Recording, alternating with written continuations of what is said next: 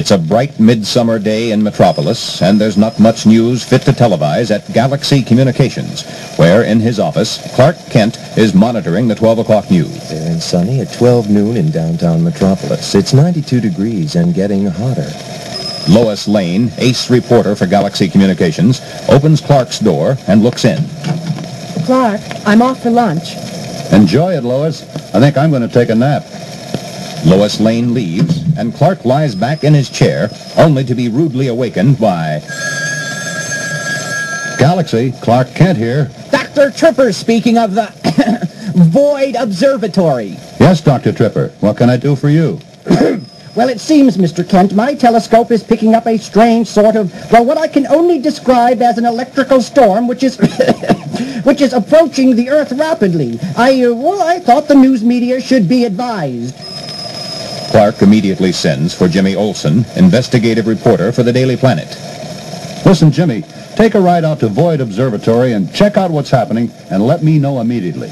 I'll be here.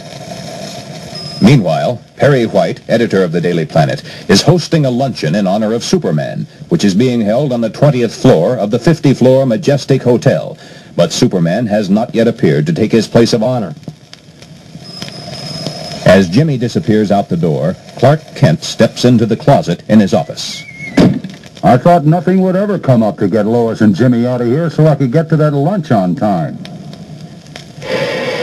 And as Clark Kent, now Superman, whizzes out his office window to attend the lunch in his honor, Jimmy Olsen drives rapidly along a winding mountain road on his way to Void Observatory, site of the most powerful telescope in the world.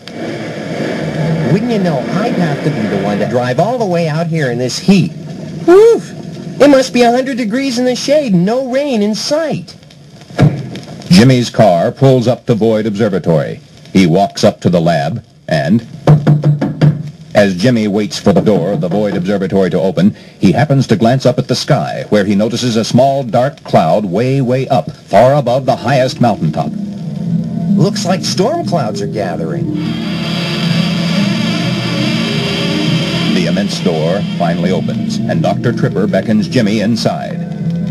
You must be from the news media. Now, your credentials, please. Investigative reporter, Galaxy Communications. Well, come in then. Come on. Jimmy steps inside the room and is immediately taken aback by the sight of the gigantic telescope which occupies the whole observatory. Wow, Doctor, that thing's a monster. You ought to be able to see a storm coming up 1,000,000 miles away. Yes, we can. And there is a storm coming up. But I've never sighted anything like this one before. Here, let me explain this. Meanwhile, back in Metropolis, Lois Lane sits at the counter of the Greenall drugstore where she's finishing her lunch. A pineapple ice cream soda. And at the Majestic... And so, Superman, although absolutely nothing has happened to disturb the citizens of Metropolis for some time now, and no one has needed your services, we want you to know we greatly appreciate all that you've done for us in the past. As Perry presents Superman with a plaque from the Daily Planet, one of the guests looks out the window. Hey, what's that? What's going on here? It's hailing. It's hailing silver bullets. As the luncheon guests mill around the room, holes appear in the ceiling. And silver bullets streak through the room to the floor below. Panic. Help! Superman! Help! Help! Now, I'd better go pick up Lois at Galaxy and get out to Void Observatory fast. At the same time, caught outside in the street on her way back to work, Lois Lane dodges silver bullets. She runs toward the empty Galaxy offices and rushes into Clark Kent's office, Clark? where she finds only a television set going. Reports from Moscow indicate a catastrophe has occurred. Since 6 o'clock this morning, we haven't heard a word. SOS, SOS, alien creatures are landing. Alien creatures are landing. Lois stands, paralyzed, before the television set.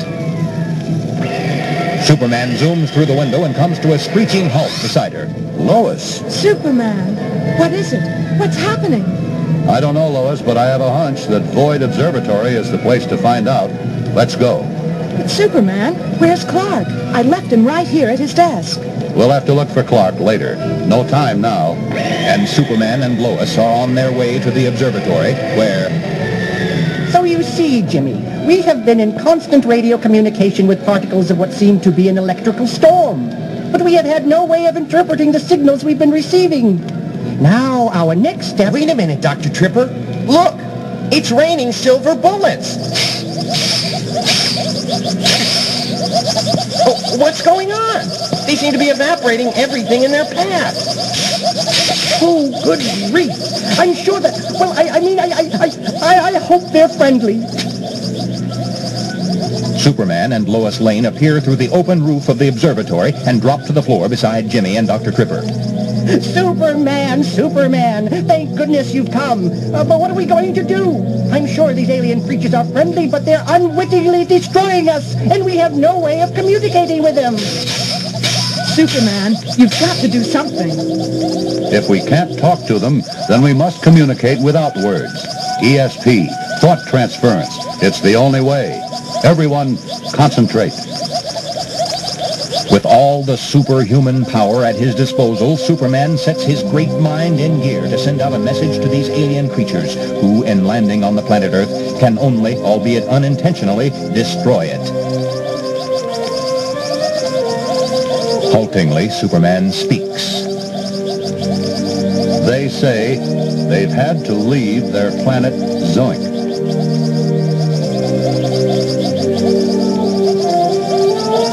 Because it has become uninhabitable.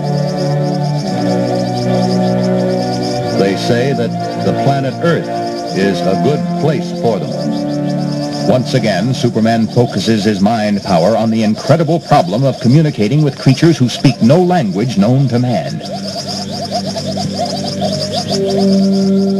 Help me, everyone. Help me to explain. And the birds, the trees, the earth people, the fish, the flowers cry out. To each its all, to all its space. Give the world back to the world. Please, friends, give the world back to the world. Alien creatures, you will destroy our life on the planet Earth if you land. Alien creatures, you are destroying us. Silence. Superman, they've stopped falling. Look, they're hovering just off the ground. They don't look like silver bullets. They're like beautiful silver hummingbirds. Oh, Superman, where will they go if they can't stay here? Yes, Lois, that's what they're saying, too.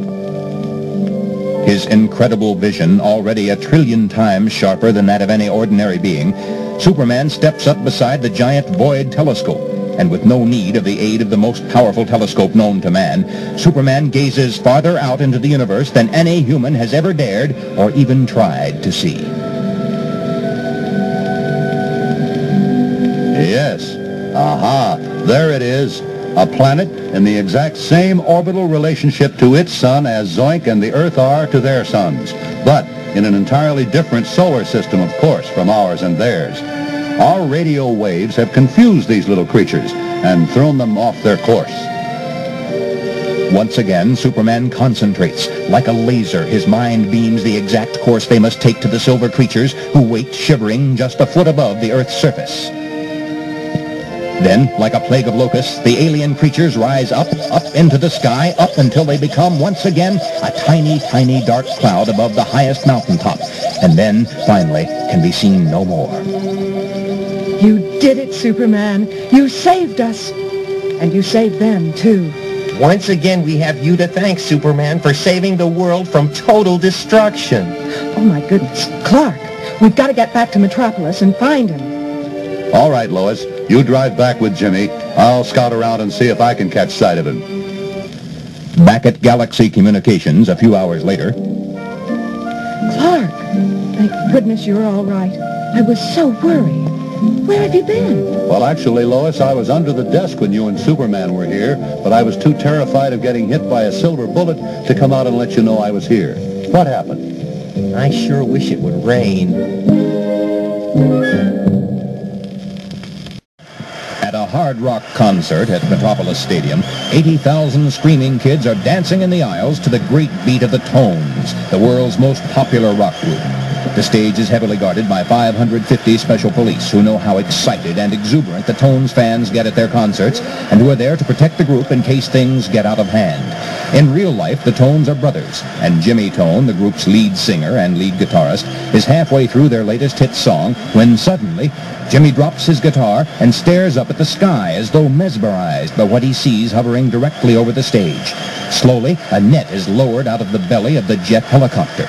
The crowd has spotted the copter too, and a frantic scream goes up as their fans realize the Tones are about to be scooped up into the net and carried off.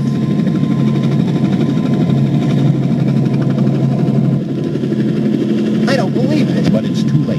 In seconds, the net drops over the stage, picks up all 5 Tones, and the helicopter flies off. Within 5 minutes of the spectacular kidnap stunt, the phone rings in Clark Kent's apartment. Kent happens to be a great fan of the Tones, and faint strains of their hit song can be heard in the background. Hello? Clark, it's Lois. Get to Metropolis Stadium as soon as you can. The Tones have just been kidnapped, right in front of 80,000 people. No one knows what's happening or who's done it. I'll meet you on the stage. The Tones? Kidnapped? I'll be there in 30 minutes or less. No leads. Well, I have 30 minutes or less to meet Lois, so I think I'll hop over to Metropolis Stadium now as Superman. And on stage at Metropolis Stadium, confusion. Police and stagehands are fighting to keep the Tones' frantic fans off the stage. Superman approaches Police Chief Edwards, who tells him what's happened and introduces him to the promoter of the show, Bill Freeman. Unbelievable, Superman. The greatest rock group in the world. I had to refund 80,000 tickets. I don't believe it. Lois Lane appears on the stage. Superman, this is incredible. A kidnapping in broad daylight in front of 80,000 people. Lois, this can only be the work of Dr. B. He's obsessed with the idea of building a supercomputer which will enable him to take over the world. I'm sure you're right, Superman. B's always had a great sense of the dramatic. Oh, where is Clark? He's missing the whole story. The last time I saw B, he and Domino were left stranded on an island in the middle of the Dead Sea. Their half-completed computer and all means of transportation to the mainland all smashed beyond repair. Okay, Lois, I'm off to check on B's recent whereabouts and his activities. I'll talk to you later. Almost immediately after Superman's departure, Clark Kent appears on the scene. What happened? What's going on? We'd better get right back to the Galaxy building. I'll fill you in on the way.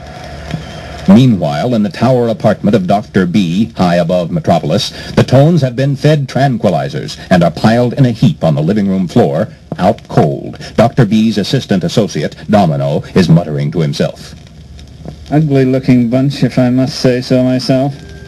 One by one, the Tones begin to wake up, moaning and groaning. My head. Oh, where are we? What a party. Must have been great. All at once, the boys realize what's happened as they note their strange surroundings, and simultaneously... Hey, what's the meaning of this? Control yourself, Tones. Shortly you'll meet Dr. B. He'll tell you what's happened, and what's going to happen. In the meantime, you'll do as I say. Understand? Just then, Dr. B enters the room. I see our guests have awakened, Domino. Yes, you are my guest, Tones, in my tower apartment, hidden away from the eyes of the world, and most particularly from the X-ray eyes of Superman. You see, the walls of my apartment are lined with lead. We're in an impenetrable fortress high above Metropolis. And by the time Superman is able to locate us, I will already have succeeded in manufacturing artificial kryptonite through the means of the giant computer, which I will be able to build immediately upon receipt of the proceeds which I receive as your ransom money.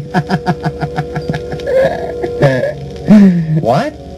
I can assure you you'll be held in captivity until I receive $1 each from 10 million of your fans for your release. And if I haven't received $10 million by this time next week, I'm afraid I'll be forced to take unpleasant measures to assure its receipt. But why us? Why you? Because your group is the most popular rock group in the world. Your fans can't live without you. And I need a lot of money. Fast. What giant computer? The giant computer which will be the basis for the super city I'll put in orbit over Metropolis and the planet Earth. The computer which will make me king bee of a world hive. Everyone in the world will work for me and for my pleasures. My computer will make me more powerful than Superman has been or ever would have been if I were to allow him to survive. I think you're crazy, Dr. B. There are snickers from the Tones. Superman will never let you get away with this, you know. I'm afraid Superman will have no choice in the matter. Last time we three met, Superman flew off thinking he had left us powerless and stranded on an island in the Dead Sea. As though it were just yesterday, Domino vividly describes to the Tones the secret island in the Dead Sea where Dr. B was engaged in manufacturing artificial gold with which he intended to finance the same computer. If I were to alter the course of Comet Z and direct it toward Dr. B's hidden gold plant, B's factory would be smashed along with B's yacht and Piper Cub. He and Domino will be left harmless on their island, and the world will be saved from B's domination. Comet Z smashed our factory and all means of transportation, but miraculously, Dr. B and I escaped. Only to re-emerge now with an equally bizarre scheme to gain a lot of money. And that evening, Clark Kent, anchorman for the 6 o'clock news on WGBS, is unceremoniously cut off in the middle of the story on the sensational kidnapping of the Tones. And Dr. B's face unaccountably appears on the screens of the television sets of everyone around the world. Today, as you must already have learned, I kidnapped the Tones. Your idols will remain unharmed if and only if I receive $1 each from 10 million Tones fans within 7 days. You may mail your dollars to Post Office Box 65, Grand Station, Metropolis, USA. Zip 10004. By the next day, the post office was flooded with letters addressed to Post Office Box 65. By the end of the day, over 4 million letters had already been received by Dr. B. And at Galaxy Communications, in the office of Perry White, fearless editor of the Daily Planet. At least we know this much, Perry. Dr. B will stop at nothing in his pursuit to rule. Therefore, he must be stopped. But how? He has the Tones and will hold them hostage in his impenetrable lead-lined fortress unless and until he manufactures his artificial kryptonite with which he'll then render you powerless. It looks like I'll just have to build a better computer than B does, one that will outthink B's computer and render it harmless. But what about the Tones? Don't worry, Lois. The Tones will be all right. Their fans will free them. They'll probably send in $15 million, and Dr. B will release them before he discovers that I have put together a computer far more intelligent and advanced than his.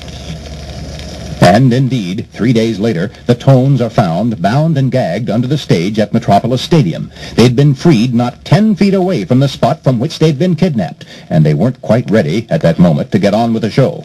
While circling in the skies above the planet Earth, Dr. B has programmed his computer to produce artificial kryptonite particles, which he'll then feed into the Earth's atmosphere, thereby polluting the air with kryptonite and leaving Superman powerless forever. Domino, throw the switch. And it goes, Dr. B. But wait, What's the matter?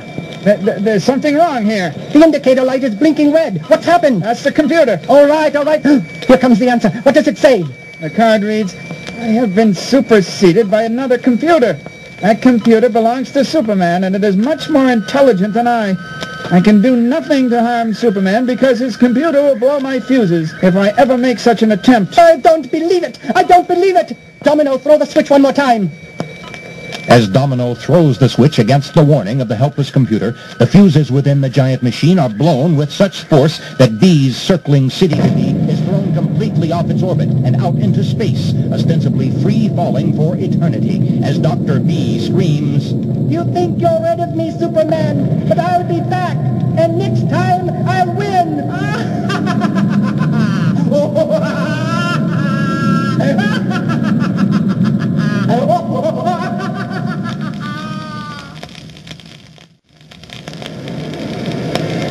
A few diehards, hoping to catch the last rays of the setting sun, lie on their blankets amongst the tin-can litter and broken glass of Crystal Beach. That sun feels good. Oh boy, what a day. Tan me, son. Suddenly, from out of the pounding surf, a million minnows in a mad dance formation squirm their way onto the beach and completely cover one of the unsuspecting bathers. Screams of panic are heard as both blanket and bather are pulled into the sea. Up on the boardwalk stand two horrified onlookers, Lois Lane and Jimmy Olsen, both reporters for Galaxy Communications, who happen to be visiting Crystal Beach to cover a Rotary Club meeting. Call Galaxy, Lois. I'm going down to help. Hurry! Lois Lane rushes to a nearby phone booth and reaches Clark Kent, anchorman on the evening news, at his office. Clark, it's incredible. A school of minnows at Crystal Beach seems to be going mad. There are millions of them. Jimmy's trying to help. Oh, good heavens! They've got Jimmy! Hurry, Clark! I'm going to call the police. And on the beach, Jimmy's cries are drowned out by an immense flounder on his back as he is carried out to sea, while at WGBS, Clark Kent, now miraculously changed into Superman, opens the window of his office. I don't know what the meaning of this is, but it sounds to me like a job for Superman. And, streaking across the metropolis sky, Superman's X-ray vision spots Jimmy and the hapless sunbather as they're being dragged under the murky surf for what might just be the last time. Meanwhile, on a nearby tidal marsh, birdwatcher Bill Talon is taking notes on some very strange bird behavior. Those gulls have been circling longer than I've ever seen before. Suddenly, Talon picks up his binoculars. Good heavens! They're all flying upside down. I think I'll call my friend Perry White about this one. Mystified, Talon reports the strange occurrence to his longtime friend, Perry White, editor of the Metropolis Daily Planet.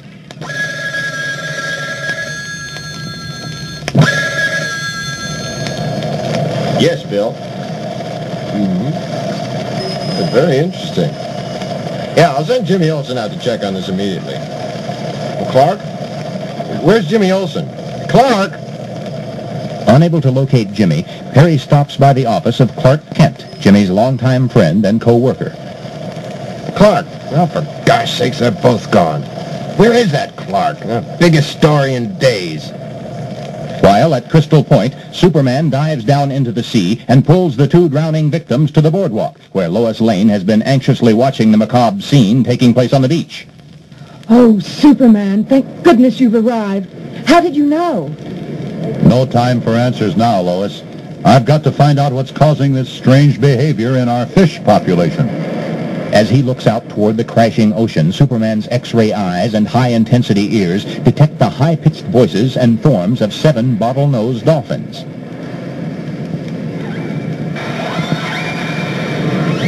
If anyone can give me the answer to this riddle, I'll get it from the teachers, not the school.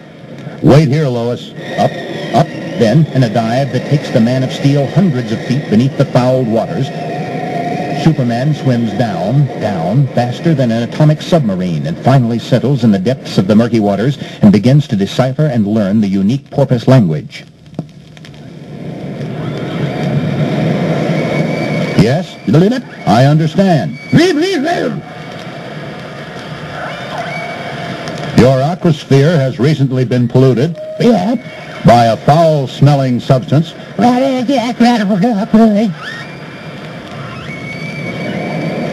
All the fishes in the Crystal Point area have been overcome by what?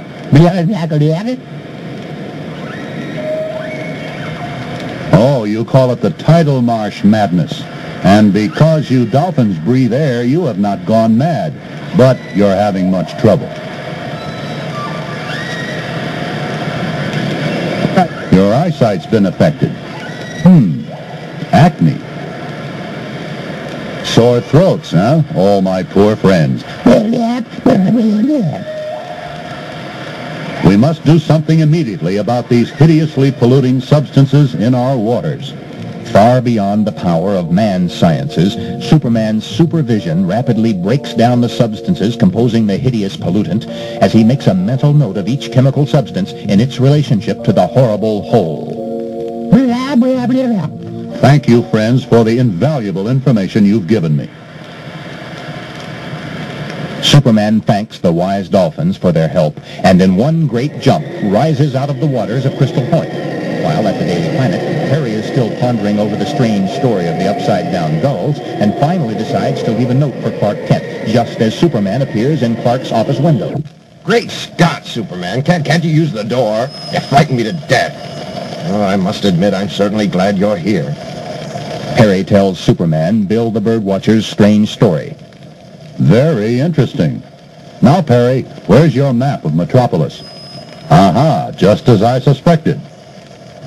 Just as Superman suspected, the bird sanctuary is located right next to the site of the new experimental Biochem Industrial Complex. Birds upside down. Mad minnows. Pardon the pun, Perry, but something's fishy, and it all begins to add up to that new factory next to the tidal marsh. And at Biochem Industries, the floodgates have just been closed and all evidence of the day's experiments washed out to sea. Metropolis seems very peaceful as Superman races across the moonless sky. I've got to get a look at what's going on at that plant, and I think I can do that best in the guise of Clark Kent. Screeching to a stop on the now deserted beach, Superman returns to his role as Clark Kent and rings the bell of the Biochem Industrial Complex. Beside the lead-plated barred door, a night watchman answers the bell. Who are you? What do you want? I'm sorry to disturb you, but I've got some transportation difficulties and I'm stranded out here. Could I use your phone? Well, son, I'm sorry, but no one's allowed into this place except those who belong here. What do you mean? Listen, all I want to do is use your phone. What is this place, anyway? What do they do here? This is the Biochem Industrial Laboratories, and what they do here, well, it's top secret, mister, and it's nobody's business but our own.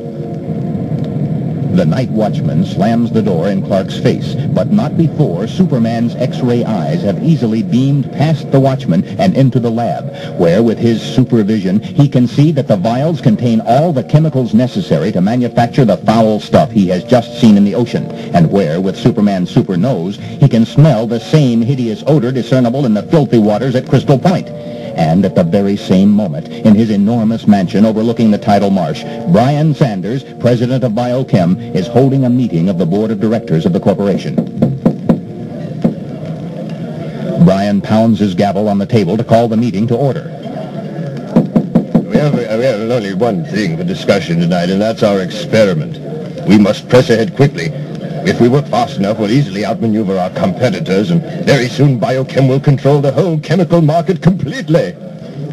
But, Brian, to continue in this matter is to risk our environment, and I, for one, will not That's enough, Dr. Main. But you're fired. But suddenly, Superman! Just as I thought, it's you, Brian Sanders. You have put yourself above all that we value and cherish in Metropolis. You're as ugly and useless as the aluminum cans that litter the shore of Crystal Beach and too many other beaches of the world. It's going to be a temporary situation. Please believe me. I must gain control of the market. If I do, maybe people will respect me as they respect you. Oh, please, Superman, I must be allowed to continue my experiment. Respect? Have you ever heard of the tidal marsh madness, Sanders? Have you ever seen an innocent bather swept into the sea by millions of mad, mindless minnows? Have you ever noticed the murky waters at what used to be called Crystal Clear Beach? Sanders begins to weep. What have I done? I would never dream of doing anything to make you angry, Superman. I've searched for power only so you and others would look up to me. What can I do now, Superman? Is there anything I can do to make amends? Simply understand that to be number one at the expense of all other living creatures is to be zero.